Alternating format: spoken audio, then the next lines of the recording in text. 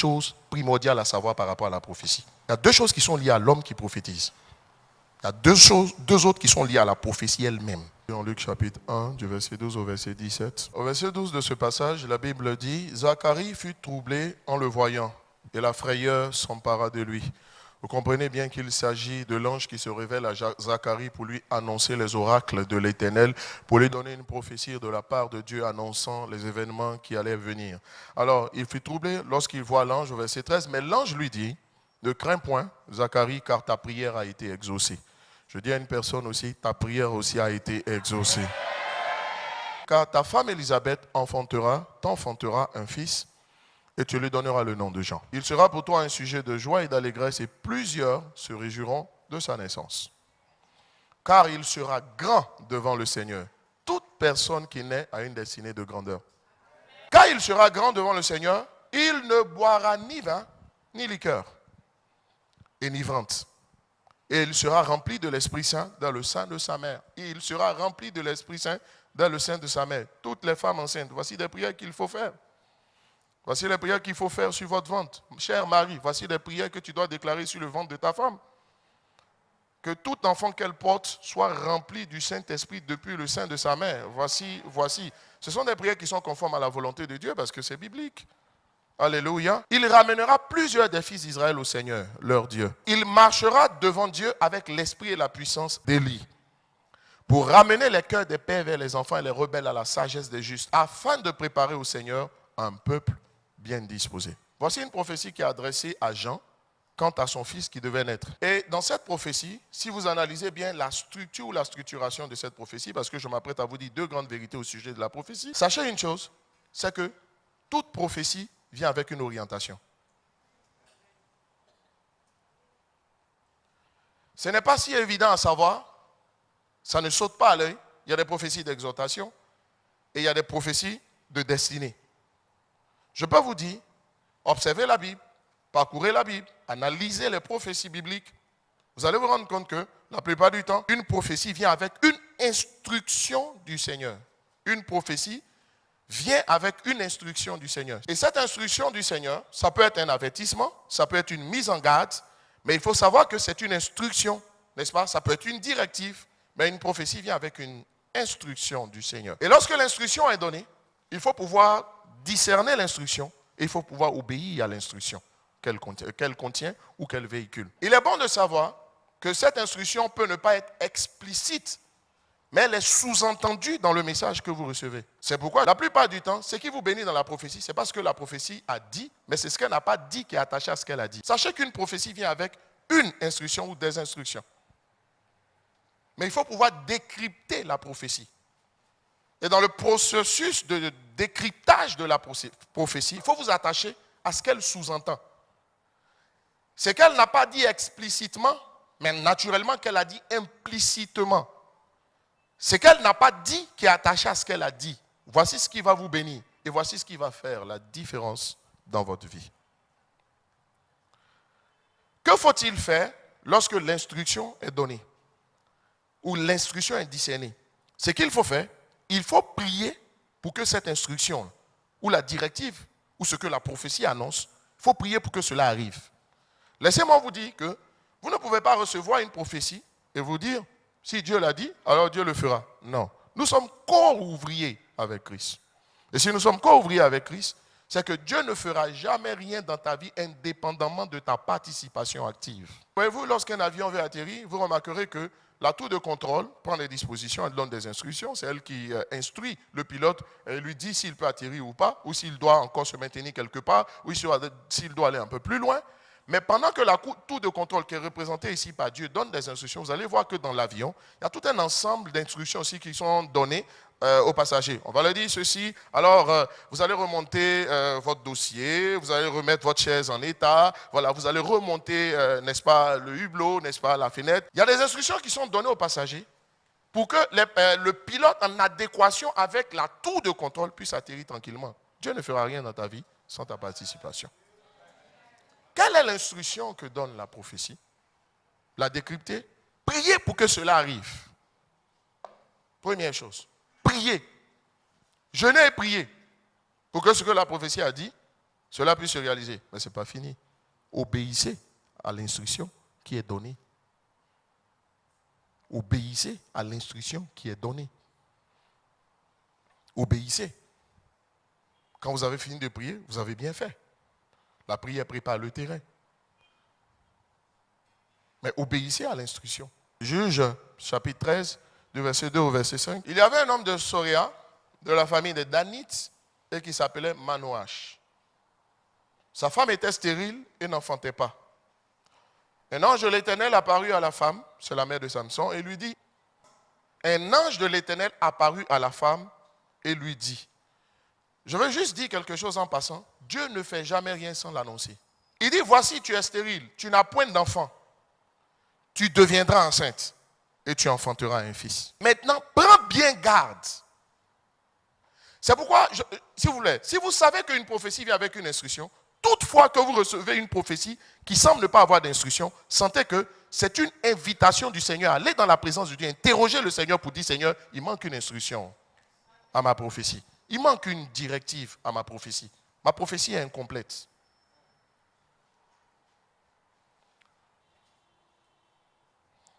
Il dit maintenant, prends bien garde, ne bois ni vin ni liqueur forte et ne mange rien d'impur. Car tu vas devenir enceinte et tu enfanteras un fils. Le rasoir ne passera point sur sa tête parce que cet enfant sera consacré à Dieu dès le ventre de sa mère. Et ce sera lui qui commencera à délivrer Israël de la main des Philistins. Il commencera. En fait, Dieu venait de dire que l'histoire des Philistins n'allait pas finir avec Samson. Dieu venait d'annoncer que ce gars-là, son ministère risquait de s'arrêter en chemin. Vous savez, quand les gens ne comprennent pas qu'une prophétie vient à une instruction, normalement, la maman devait s'arrêter là pour dire pourquoi l'histoire va juste commencer avec lui et qu'elle ne va pas se terminer. Qu'est-ce qui va se passer pour qu'il ne termine pas sa mission? Parce que la prophétie annonçait que ce monsieur-là, sa mission allait s'arrêter en chemin. Vous voyez, la prophétie ne l'a pas dit, mais elle le sous-entend. Je dis, ce qui vous bénit dans une prophétie, c'est ce qu'elle n'a pas dit explicitement, donc elle a dit implicitement, mais qui est attaché à ce qu'elle a dit explicitement. C'est ce qu'elle n'a pas dit directement, qui est attaché à ce qu'elle a dit. C'est ça qui vous bénit. Écoutez-moi, n'acceptez pas, ne vous contentez pas de recevoir une prophétie si vous ne sentez pas l'instruction qu'elle contient. Parce qu'elle contient toujours une instruction. Si Dieu ne l'a pas donné, c'est parce qu'il veut t'emmener dans sa présence. Souvenez-vous du jeune prophète qui est arrivé en Samarie. Quand il est arrivé, il a prophétisé au temps de Jéroboam, tout ça, il a prophétisé. On lui a dit, petit, quand tu t'en vas prophétiser, quand tu finis de prophétiser, ne mange pas. Ne mange pas. Ça dit quand Dieu te dit ne mange pas, ça veut dire que quelqu'un va te proposer à manger. C'est ce que j'essaie de te dire. Dieu n'a pas besoin de tout te dire, camarade. Quand Dieu dit à Israël, je vous conduis sur un territoire où coule le lait et le miel, il devait savoir qu'ils allaient affronter des abeilles. Parce qu'il n'y a jamais de miel sans abeilles. Et donc, il commencera à délivrer Israël à la main des Philistins. Regardez ce qui va se passer. Le père Manoach n'était pas là lorsque l'ange est venu. Alors, la mère va raconter l'histoire à son père. La mère va lui dire, voici, il y a un ange de l'Éternel qui m'a apparu, voici ce qu'il m'a dit. Mais regardez au verset 11. On dit, Manoach se leva, suivit sa femme et alla vers l'homme. En fait, il a demandé à ce que Dieu fasse revenir l'ange.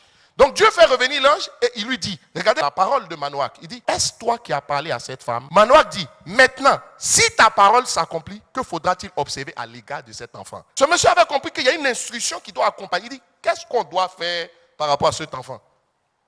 Mais pourtant la prophétie l'avait dit. Mais il veut avoir le cœur net. Et je crois que Dieu a permis que ce passage, ce verset-là puisse revenir pour nous dire ceci. Quand une prophétie arrive, frère, il y a une instruction qu'elle doit te donner. C'est-à-dire, il dit, que faudra-t-il observer à l'égard de l'enfant et qu'y aura-t-il à faire? Je tiens à vous dire une chose. La prophétie vient avec une instruction. Il faut pouvoir décrypter une prophétie. Il y a ce qu'elle dit, mais elle ne dit jamais clairement ce qu'elle dit. Pourquoi? Parce que la prophétie relève du monde prophétique. Or, ce qui est prophétique n'est pas forcément objectif. Il n'est pas subjectif, mais il n'est pas objectif mathématique. Donc, il y a forcément quelque chose que Dieu veut dire qu'il ne dit pas directement. Et ça, il faut le capter. Si vous voulez vraiment profiter de la prophétie, si vous voulez jouir de la prophétie. J'ai posé la question au Seigneur, mais pourquoi il ne le dit pas directement? Il dit, afin que tes ennemis ne t'attendent pas en chemin. Parce que Dieu doit dribbler tes ennemis. Et quand tu sais qu'au moment où on prophétise, là, les démons sont là. Et puis ils savent. En fait, Dieu veut nous faire éviter des combats. Pourquoi est-ce que quand Israël sortait de l'Égypte, Dieu leur a fait prendre un chemin qui était le plus long? Parce que normalement sur ce chemin, il n'y avait pas d'opposition. Dieu veut te faire contourner les problèmes. Ce n'est pas toujours qu'on affronte la montagne. Quand on devra affronter la montagne, Dieu lui-même s'en chargera. Mais toi, il veut te faire contourner. Mais malheureusement, les gens sont trop attachés à ce que Dieu a dit. Ils ne font pas attention à ce qui est sous-entendu dans ce que Dieu a dit. Mais qui n'est pas dit clairement. J'aurais été la mère de ce monsieur, j'allais m'asseoir pour dire, oh, la prophétie a parlé, hein. La prophétie a dit quelque chose. On donne notre fils là, quelque chose va lui arriver en chemin. On donne son ministère va s'arrêter brusquement. On va voir clair dans cette affaire. Dieu, de quoi il s'agit? La Bible dit que Méphibosheth était tranquillement à l'eau des bars. Il était en train de vivre sa vie tranquillement de souffrance. Il ne s'attendait à rien. Mais vous savez quoi? Alors que David est en train de chercher un moyen de le bénir, il n'a pas prié pour sortir de l'eau des bars. Il méditait sur ses problèmes. Et puis la bénédiction lui est tombée là-dessus. Je vais revenir sur la prophétie que le pasteur Mohamed a donnée sur cette église. Et on va la réécouter. Et je vais te parler sur la base de cette prophétie. Nous partons à Trécheville, au centre de la foi. Église des prémices, des premiers-nés. Oui, parce que tu es l'église des prémices, l'ennemi se dira que jetons notre dévolu contre cette maison. Jetons notre attaque contre cette maison. Ainsi, nous allons faiblir toute la maison, bas honneur. Mais, pasteur Arthur, reine, Dieu vous a positionné là. Parce qu'il a confiance en vous. Et j'ai confiance en vous. C'est pourquoi je vois aussi que le Seigneur t'équipe, fils, d'une épée, l'épée de la parole, et d'un bouclier, le bouclier de la foi. Et d'un bouclier, le bouclier de la foi. Mais ce que je vois écrit sur le bouclier, ce n'est pas seulement la foi, mais je vois l'amour. Je vois l'amour. Je vois l'amour. Telle doit être la principalité, l'action principale de ton action, fils. Manifester cette compassion, cet amour, cette attention, et tu auras la victoire sur ce que l'ennemi s'apprête à faire.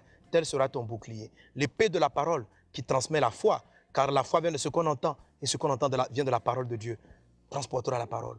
Elle guérira des vies, elle transformera les cœurs, elle changera les vies. Mais garde-toi de ce bouclier qui sera couvert par ton affection, par ton amour, par ton attention, par cette croissance dans cette dimension. Et cette église, en dépit des choses qu'on dira, en dépit des choses, sera progressante, grandissante, évoluante, se multipliant. Tu n'as pas fini de te multiplier, fils. L'église n'a pas fini de se multiplier. Centre de la foi, la faveur de Dieu avec vous. Et je vois une grande colonne de grâce et de faveur. La provision surnaturelle et surabondante est votre partage en 2018. Au nom de Jésus, vous êtes bénis dans cette assemblée. Dans ce message, il a dit beaucoup de choses directement. Mais il a dit ceci, vous êtes l'église des prémices.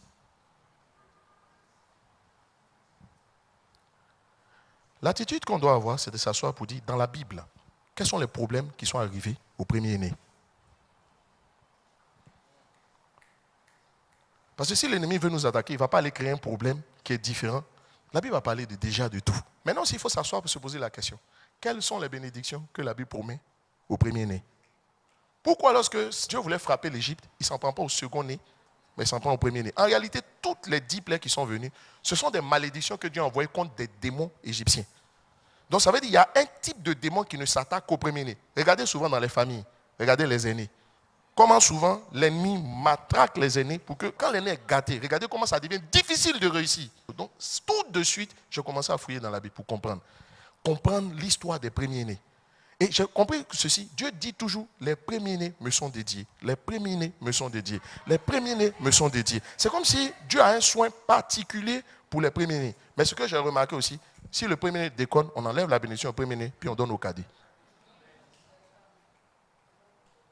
Ça dit, dès que tu nais premier-né, il faut faire attention. Parce que la plupart du temps, le type d'attaque que le premier-né reçoit, les autres ne reçoivent pas ça. Remarquez que la plupart du temps, si ça n'allait pas trop chez vous, vous remarquerez que vous pouvez avoir eu des frères, vous êtes allé à EPP. Mais quand vos frères sont nés, là c'est aller mieux chez les parents. Ils sont allés au privé. Ça dit, il y a des circonstances que le premier-né vit. Maintenant, en même temps, la bonne nouvelle, c'est qu'il y a des types de bénédictions que Dieu ne réserve qu'au premier-né. Il y a un autre élément qui m'a marqué. Chaque fois que vous avez une prophétie, c'est comme l'étude d'un test. Quels sont les éléments clés? Deuxièmement, il a dit ceci. Il dit, Dieu a confiance en vous, et puis j'ai confiance en vous. Troisième élément, il a parlé de l'amour. Et dans l'amour, il a parlé de compassion. Et je vais m'appesantir un peu sur l'amour. Lorsqu'on parle de l'amour, une des choses particulières qui va marquer notre action, ici, Jésus dit à Pierre, m'aimes-tu? Il dit oui. Il dit m'aimes-tu? Et ensuite, il dit m'aimes-tu? 3 fois. On sait bien agapeo, agapao, philéo. Ici, il n'y a pas eros. Agapao, philéo. C'est ce qu'il dit. Ça veut dire quoi? Et il dit prends soin de mes brebis. Je crois que s'il y a une chose que le Seigneur attend particulièrement, pas juste du pasteur, mais de nous cette année, c'est que nous prenions mieux soin des brebis du Seigneur. Ça veut dire que tous, nous devons nous lever pour prendre soin des brebis du Seigneur. Manifester l'amour revient à prendre soin des brebis du Seigneur. Ça veut dire à les rassembler, non à les disperser. Il faut savoir que Dieu attend ça de toi. Dieu attend ça de nous. Dieu attend cela aussi de moi. Je m'en vais plus loin. La Bible dit l'amour ne soupçonne pas le mal.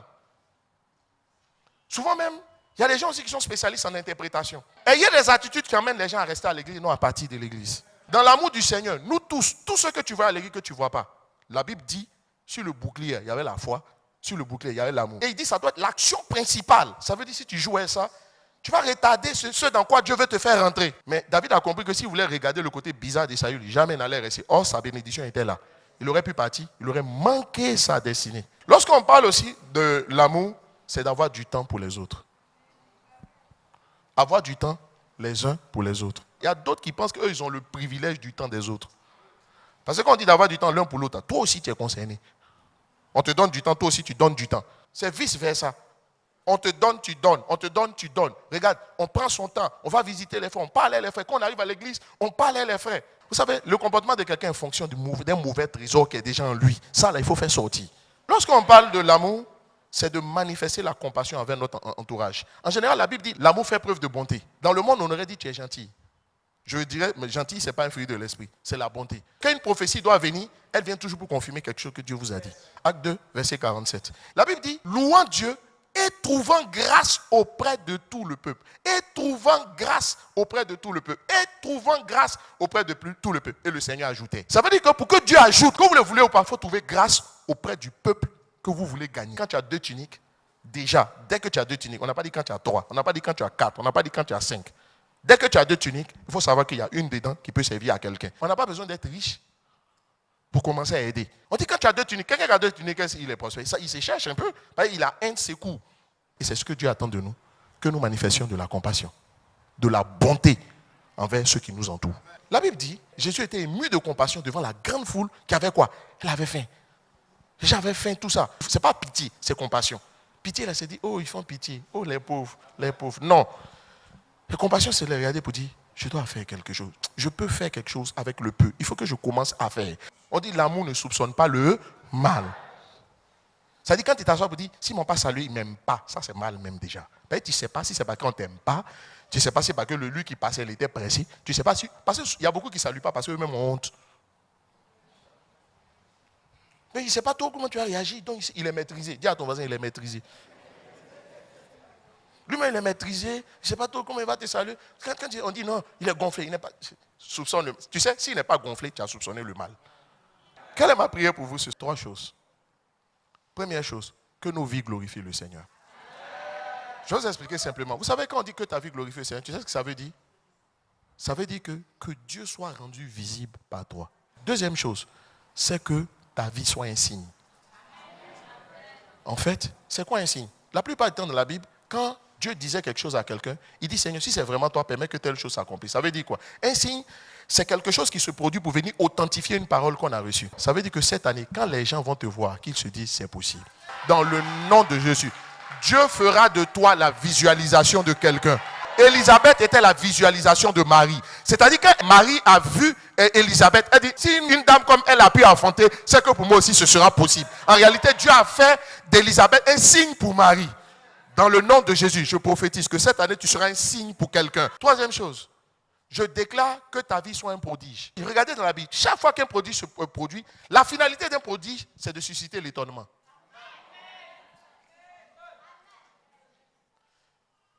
Je prophétise sur toi pour cette année que ta vie suscite l'étonnement. C'est-à-dire quand tu t'assois, on dit, on ne croyait pas que celui-là, telle chose pouvait se faire dans sa vie. Hein? On croyait qu'il était exclu de tel type de bénédiction, exclu de tel type de grâce. Je prophétise pour toi, sur ta vie, toutes les grâces dont les gens pensent que tu es exclu. Cette année, Dieu les manifestera dans ta vie afin que tu deviennes un prodige pour eux. Même Méphi-Bochette lui-même s'était exclu de la grâce de se retrouver un jour dans de bonnes conditions. il s'était fait à l'idée de finir sa vie à Lo-Débar. Je pense aussi que quelque part David était différent. Mais Dieu a fait de David un prodige. C'est l'étonnement. Comment le berger des moutons finit par devenir le berger d'Israël? C'était un étonnement. Écoute-moi, toutes les bénédictions dont les gens t'ont exclu, toutes les grâces dont les gens t'ont exclu, je ne sais pour quelle raison, ou peut-être même toi-même t'es exclu, à cause du fait que tu ne vois rien prendre le chemin. Je prophétise sur ta vie cette année, que ce soit cela que Dieu fasse, afin que tu sois un prodige pour plusieurs. Le dernier élément, je prophétise que cette année ta vie soit un miracle. Dans la parole de Dieu, les miracles et les prodiges sont différents. J'ai vu qu'aussi que le mot miracle est traduit par le même mot en hébreu que puissance. C'est le mot dunamis. Le mot dunamis signifie dynamite, mais le mot dunamis aussi signifie une puissance, une force supérieure qui est à l'œuvre. Je prophétise, c'est ce témoignage-là qu'on rendra de toi. Les gens diront, il y a une force supérieure. Il y a quelque chose qui a dû se passer. Ce n'est pas la main d'un homme. Ça ne peut être que la main de Dieu. Je prophétise cela sur ta vie. Au nom de Jésus, tu glorifieras le Seigneur. Tu seras un signe, un prodige et un miracle. Un signe, un prodige et un miracle. Alléluia. M'éveiller en ta présence, car rien n'était impossible. Et m'éveiller en ta présence, ta joie me remplit d'espérance.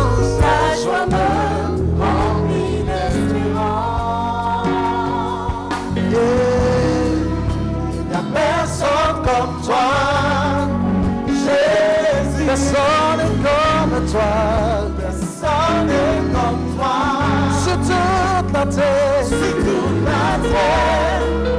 y a personne comme toi, Jésus, personne n'est comme toi, personne n'est comme toi.